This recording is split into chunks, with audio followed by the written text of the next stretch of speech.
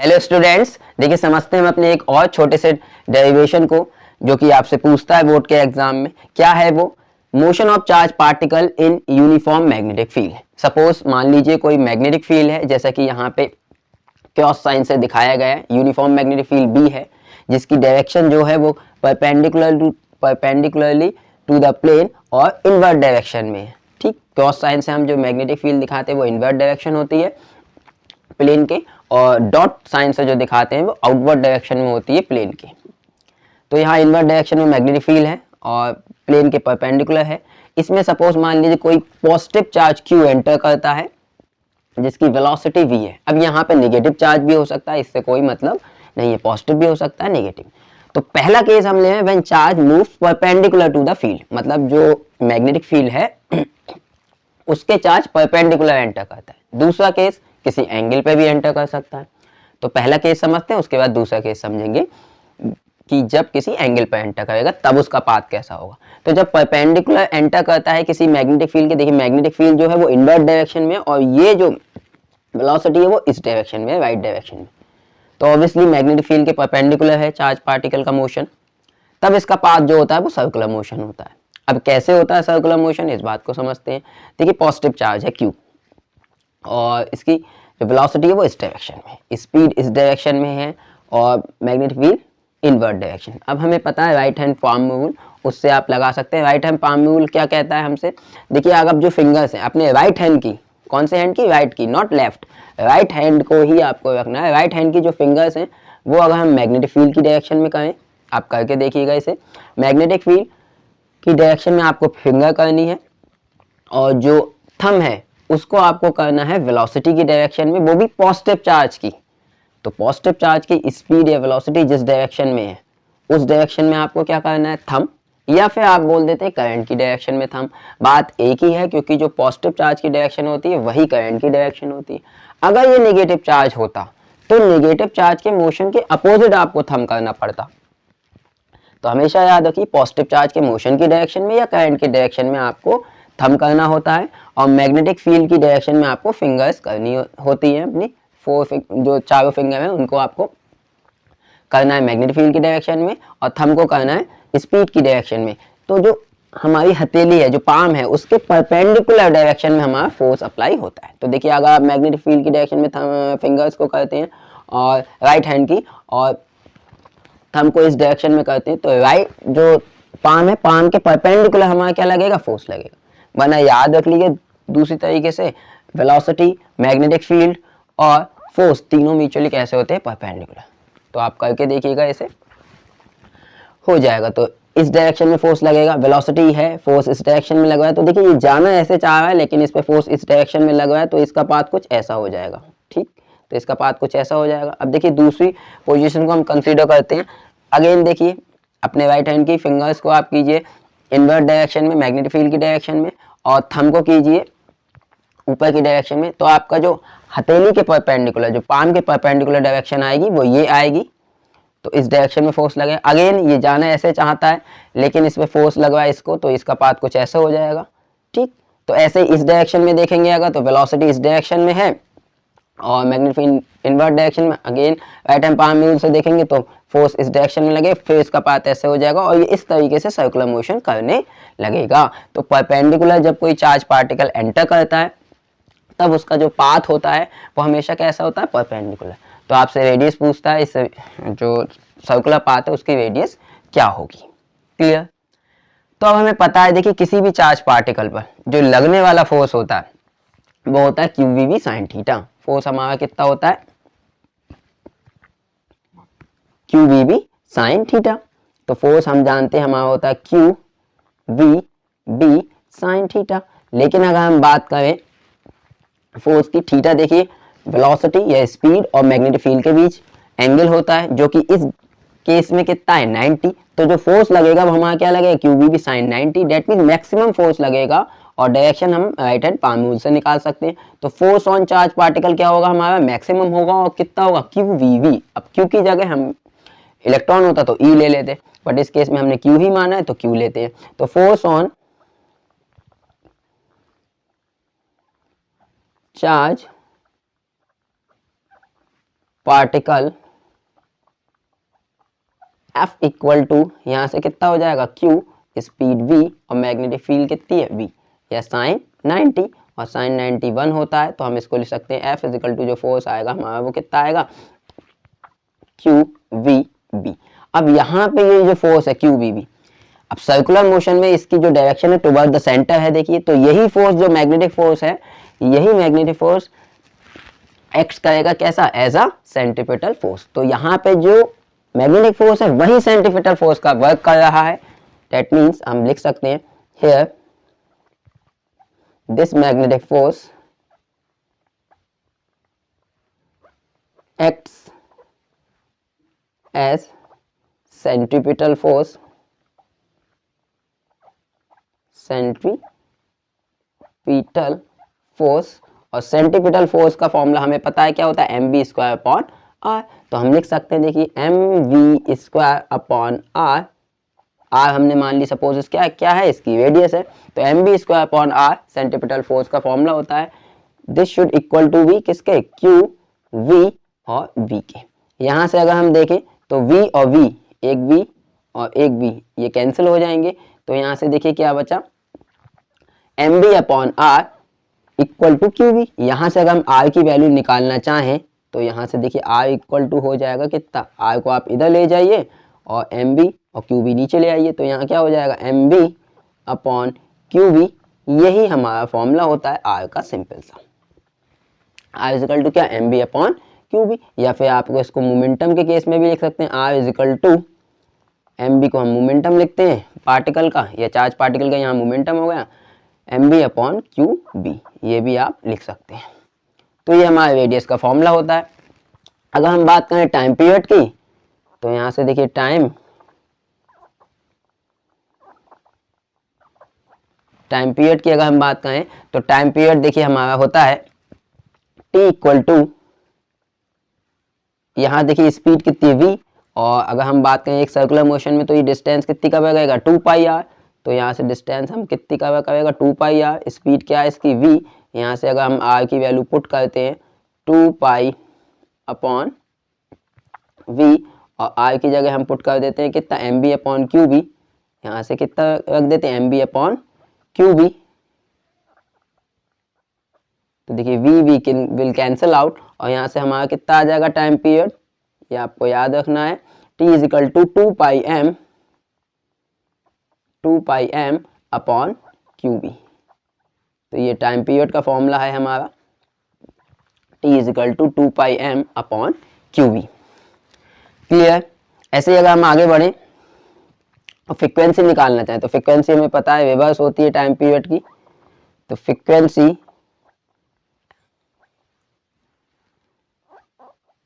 Frequency f equal to हमारा होता है 1/t, तो सिंपली हम इसको रिवर्स कर सकते हैं, f इक्वल टू फ्रीक्वेंसी हमारी कितनी हो जाएगी, यहाँ से इसका रिवर्स कर दीजिए, कितना हो जाएगा qb बाय 2 पाई m, तो ये हमारी कितनी हो गई फ्रीक्वेंसी। तो फ्रीक्वेंसी का फॉर्मूला होता है हमारा qb बाय 2 पाई m, और टाइम पीरियड का कितना होता है 2 पाई m अपॉन qb, और रेडियस का क्या होता है mb बाय qb।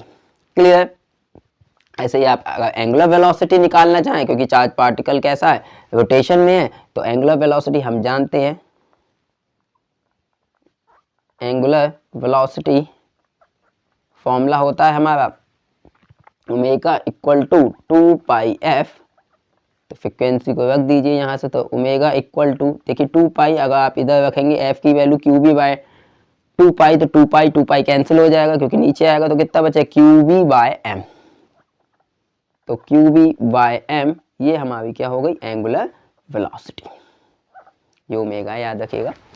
तो यहाँ से याद रखिए, देखिए चाहे आप टाइम पीरियड देखें 2 पाई m अपॉन qb, चाहे फ्रीक्वेंसी देखें qb बाय 2 पाई m, या फिर एंगुलर वेलोसिटी देखें qb बाय m, ये सिर्फ और सिर्फ डिपेंड कर रहे हैं मैग्नेटिक फील्ड, चार्ज पार्टिकल कि क्या चार्ज है चार्ज पार्टिकल पर, उसके मास पर, लेकिन वेलोसिटी पर डिपेंड नहीं कर रहे हैं। तो कोई पार्टिकल कितना भी तेज घूमे लेकिन सबका टाइम पीरियड सेम होगा, अगर चार्ज सेम है फ्रीक्वेंसी सेम होगी, और मतलब एक ही पार्टिकल चाहे स्पीड उसकी आप बढ़ा दीजिए लेकिन उसका जो टाइम पीरियड है वो कैसा रहेगा, फ्रीक्वेंसी है और एंगुलर वेलोसिटी वो सेम रहेगी।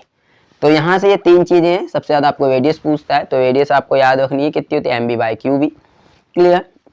अब सेकंड केस समझते हैं। ये वाला जो केस था वो था जब चार्ज पार्टिकल परपेंडिकुलरली एंटर करता है मैग्नेटिक फील्ड में, बट हो सकता है चार्ज पार्टिकल परपेंडिकुलर एंटर ना करके किसी एंगल पर एंटर करे। फॉर एग्जांपल समझते हैं, देखिए जैसे ये सेकंड केस, यहाँ मैंने डायग्राम दिखाया है।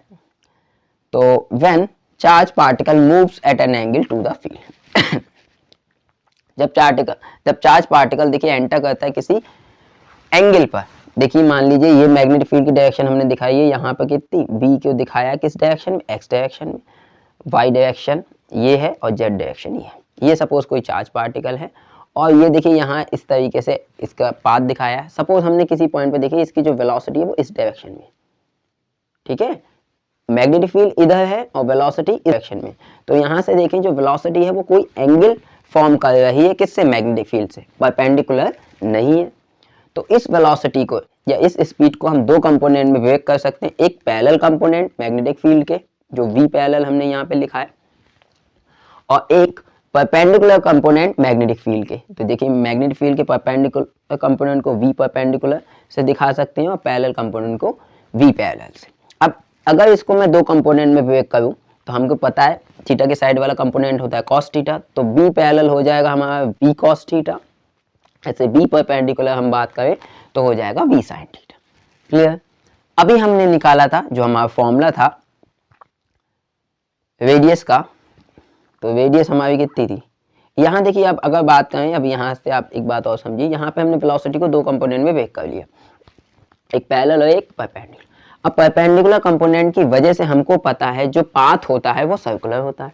अगर आप इन सबको भूल जाएं, सिर्फ इस परपेंडिकुलर कंपोनेंट को कंसीडर करें तो, और मैग्नेटिक फील्ड ये है, तो इसके परपेंडिकुलर कंपोनेंट की वजह से जो पाथ होगा वो चार्ज पार्टिकल कैसा होगा, सर्कुलर पाथ होगा। लेकिन साथ में एक कंपोनेंट और है जो है पैरेलल कंपोनेंट, जिसकी वजह से चार्ज पार्टिकल आगे भी बढ़ेगा। तो जो चार्ज पार्टिकल आगे भी बढ़ेगा साथ में गोल गोल भी घूमेगा, तो इसका जो कंबाइंड मोशन होगा वो कैसा होगा, हेलिकल पाथ, जो कि दिखाया गया। इस पाथ को हम कैसा बोलते हैं, हेलिकल पाथ। जैसे आपने बाइंडिंग वगैरह देखी होगी, स्पाइरल बाइंडिंग, उस फॉर्म में। तो इस फॉर्म में देखिए ये ऐसे चलेगा क्योंकि गोल भी घूमेगा due to the perpendicular component और आगे भी बढ़ेगा due to the parallel component. तो ये इस तरीके से इसका पाथ होगा जैसे यहाँ दिखाया है, और इस पाथ को हम बोलते हैं कौन सा, हेलिकल पाथ। अब इस पाथ में दो चीजें होती हैं, उसको आपको याद रखना। एक तो सर्कुलर मोशन है तो रेडियस तो होगी, तो जैसे यहाँ से यहाँ तक सर्कुलर पाथ की यहाँ दिखाई गई है रेडियस। साथ में देखिए दो जो सर्कुलर पाथ हैं, जो कॉन्सिक्यूटिव जो सर्कुलर पाथ हैं, टू कॉन्सिक्यूटिव सर्कुलर पाथ, उनके बीच कुछ डिस्टेंस होगी, उस डिस्टेंस को हम बोलते हैं पिच। फॉर एग्जाम्पल अगर आप इस तरीके से बनाएं तो यहाँ जो डिस्टेंस है, ये वाली डिस्टेंस, इसको हम क्या बोलते हैं, पिच। ये हमारी क्या कहलाती है, पिच। तो हमें पिच भी बतानी है यहाँ पे, और जो सर्कुलर पाथ है उसकी रेडियस भी बतानी है। तो रेडियस अभी हमने निकाला था, रेडियस का formula, radius of circular path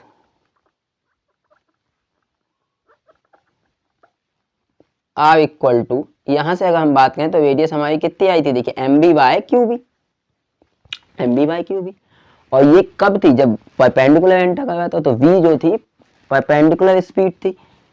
तो ऐसे ही यहाँ पे अगर हम परपेंडिकुलर स्पीड की बात करें तो कितनी है, v sin थीटा। तो यहाँ पे हमारा r is equal to m v, तो v ना होकर कितना हो जाएगा, v sin थीटा, क्योंकि परपेंडिकुलर कंपोनेंट हमारा कितना है, v sin थीटा। तो r v sin theta upon q b, तो क्यू बी, तो ये हमारा हो जाएगा रेडियस का फॉर्मूला।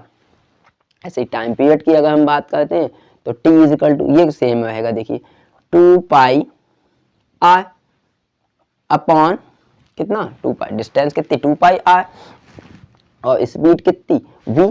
अब आप जो v लगाएंगे वो कौन सी लगाएंगे, परपेंडिकुलर कंपोनेंट। यहाँ भी कौन सा कंपोनेंट लगाएंगे आप, v परपेंडिकुलर कंपोनेंट। तो यहाँ पे अगर हम पुट करते हैं वैल्यू 2 पाई और v परपेंडिकुलर हमारा कितना है, v sin थीटा, तो इसको हम रख सकते हैं v sin थीटा। और यहाँ से पुट करते हैं अगर r की वैल्यू, तो r कितना हो जाएगा, r v sine theta upon q b. यहाँ से अगर हम देखें तो v sin theta will cancel out, और यहाँ से जो फॉर्मूला आएगा हमारा सॉरी आर की वैल्यू आपने लगाई एम, यहाँ पे क्या होता है एम बी, यहाँ पुट करना है कितना मुझे एम बी, यहाँ गलत हो गया आर बी नहीं, तो आर इजकल टू क्या होता है हमारा m b sine theta, r equal to होता है एम बी साइन थीटा, तो यहाँ पे क्या देंगे एम और बी की जगह कितना पुट कर देंगे b sine theta upon q b. ऐसे ही यहाँ पे 2 पाई आर, यहाँ पे वैल्यू हम पुट करेंगे तो कितना होगा ये m b sine theta, b sine theta will cancel out. तो यहाँ से अगर हम टाइम पीरियड निकालना चाहें तो टी इक्वल टू हमारा कितना आया 2 pi M upon q B. आपने देखा जो ऊपर आया था टाइम पीरियड वो भी सेम यही था, और यहाँ पे भी देखिए कितना आया 2 pi M upon q b, यहाँ पे भी कितना आया था टाइम पीरियड हमारा 2 pi M upon q B.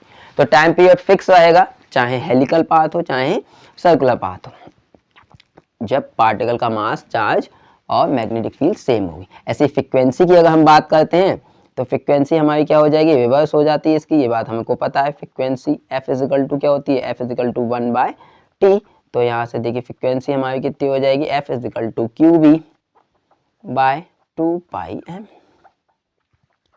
अब हमें यहाँ पे निकालनी देखिए पिच, एक टर्म एक्स्ट्रा और है, वहां पे पिच नहीं थी, यहाँ पे पिच है, तो पिच देखिए कैसे निकालें। पिच किसकी वजह से फॉर्म हो रही है इस बात को याद रखिए आप, परपेंडिकुलर कंपोनेंट की वजह से नहीं, पैरेलल कंपोनेंट की वजह। परपेंडिकुलर कंपोनेंट की वजह से क्या हो रहा है सर्कुलर पाथ, और पैरेलल कंपोनेंट की वजह से पार्टिकल आगे बढ़ रहा है, तो आगे बढ़ने की वजह से ही हमारी क्या पिच फॉर्म हो रही है। तो पिच हम कैसे निकालेंगे, देखिए पिच क्या है एक डिस्टेंस ही तो है, तो पिच इज इक्वल टू हम लिख सकते हैं पिच इज इक्वल टू मतलब distance equal to speed into time, speed into time, ये हम लिख सकते हैं। अब आप यहां से देखिए पूरा एक सर्कुलर पाथ होने में टाइम कितना लगा है, मान लीजिए एक सर्कुलर पाथ घूमा, फिर ये नेक्स्ट सर्कुलर पाथ घूमेगा, तभी तो इनके बीच की कुछ डिस्टेंस आएगी। एक सर्कुलर पाथ घूमा देन फिर नेक्स्ट सर्कुलर पाथ घूमेगा, तो पूरी पिच एक सर्कुलर पाथ से दूसरे सर्कुलर पाथ पहुंचने में जो टाइम लग रहा है वो हमें लग रहा है पूरा एक टाइम पीरियड मतलब कैपिटल टी।